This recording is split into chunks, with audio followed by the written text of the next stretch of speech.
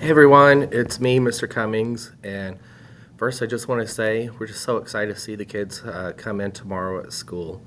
Um, just like the students get nervous, us teachers get nervous. I can tell you that we're here working hard and everybody's excited to see the children tomorrow.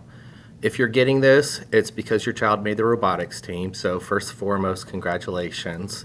Um, we had 50 kids that are signed up.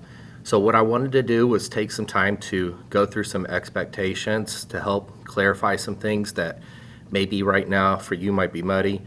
But also it's just important that with us having 50 kids that we're not replacing quality with quantity, if that makes sense. I know that a lot of schools have maybe 10, sometimes 20 students.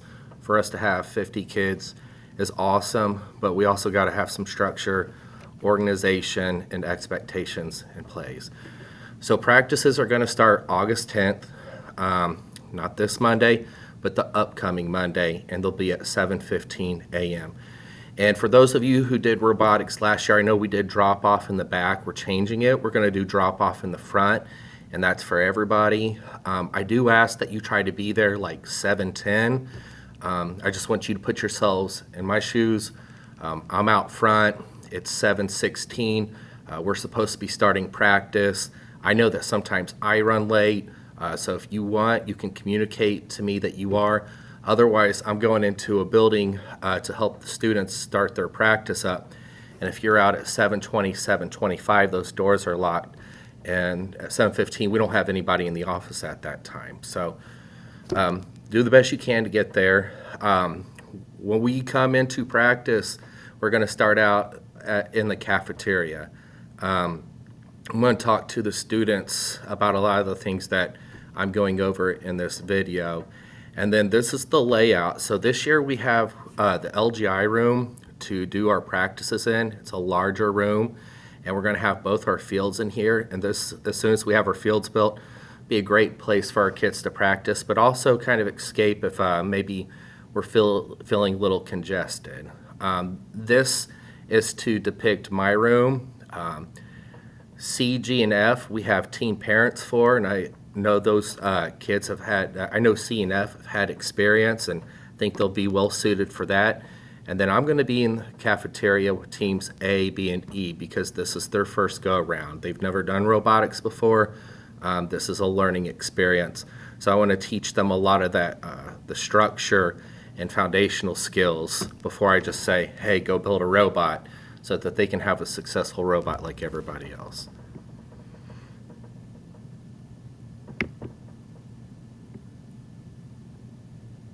Sorry, trying to click through here.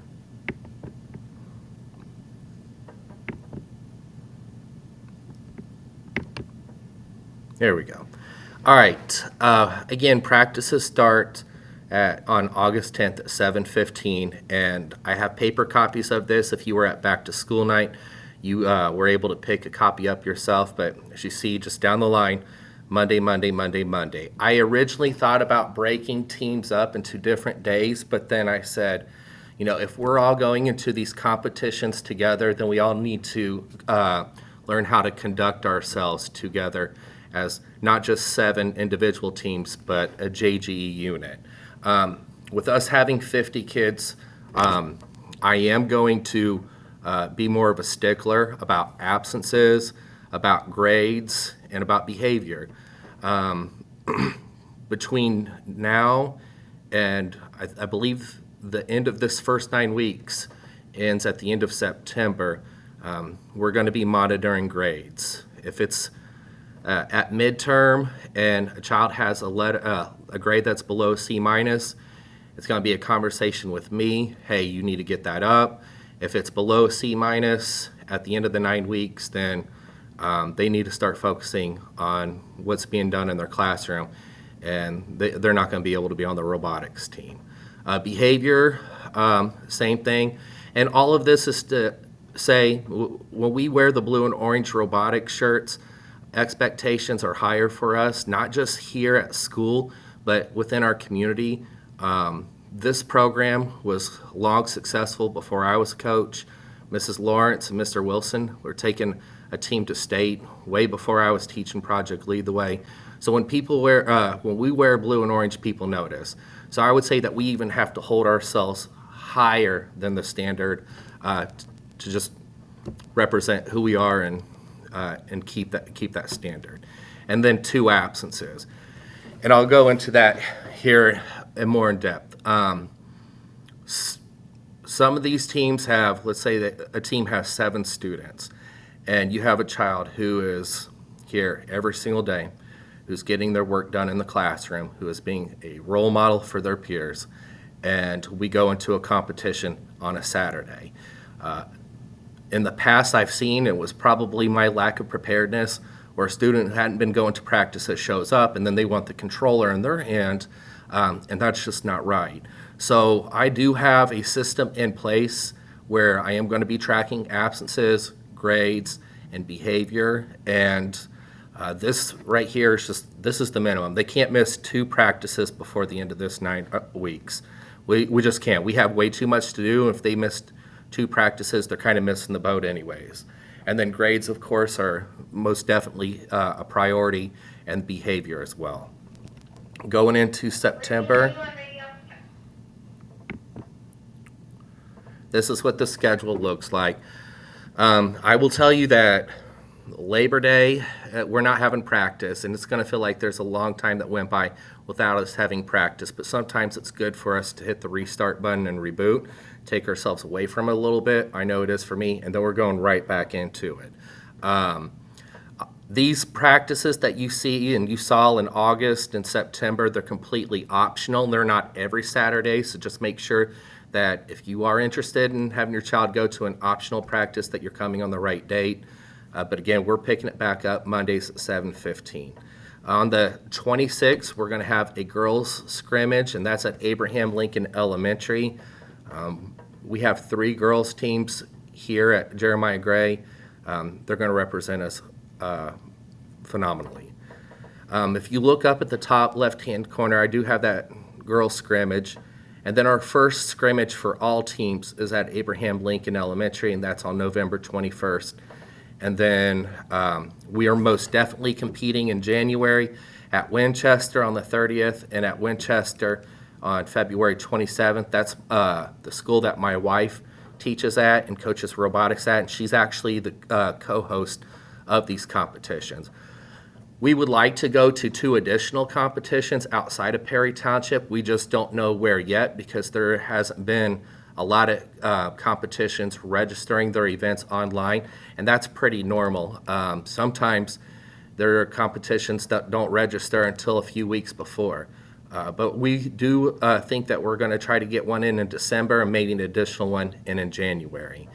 I want to speak real quick to our teams and go through them because I did have some questions about, how our teams pick. Team A, if you look over here, has 8 students. Those are 8 girls who are brand new to robotics, and they're going to be a large part of my focus. On Team B, we have a couple 5th grade boys that doing me and their peers a solid who said that they would like to be mentors for a lot of the 4th grade boys. This is a larger number. We can talk about breaking it up and splitting the competitions in half. I can talk to them about that. Or if they do want to come to each competition, it just might be less driving time.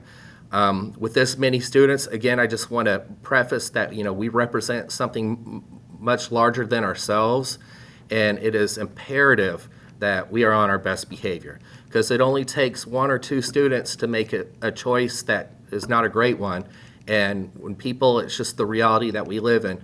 When they see that student, they don't say that student, they say JGE. So it takes all of us making sure that we're on our A game. That's why I would say that I'm raising the expectations even more so than we probably have in the past. Team C, Team D, and Team F, these are 5th grade teams. They're going to be strong, great role models for our 3rd and 4th graders. Team F went to state last year. Team D and Team C very well could have as well. They will tell you, too, that they were on larger teams last year, and they paid their dues, and they put in the time, they put in the work. And I'm a firm believer that, when you start out early and you put in the time and effort, You should be rewarded on your 5th grade year. And so I'm excited about them. And then we have Team E, who is a team of 3rd grade boys. They're going to be primarily my responsibility.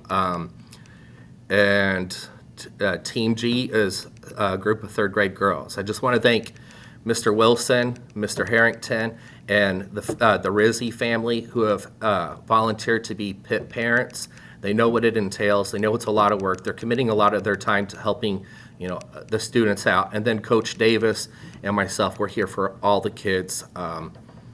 Yeah, I think that's all I have, if I remember correctly. Yeah, that's all I have. We're looking forward to it. If you have any questions, please let me know. Again, we're excited about seeing everybody. You guys have a great night.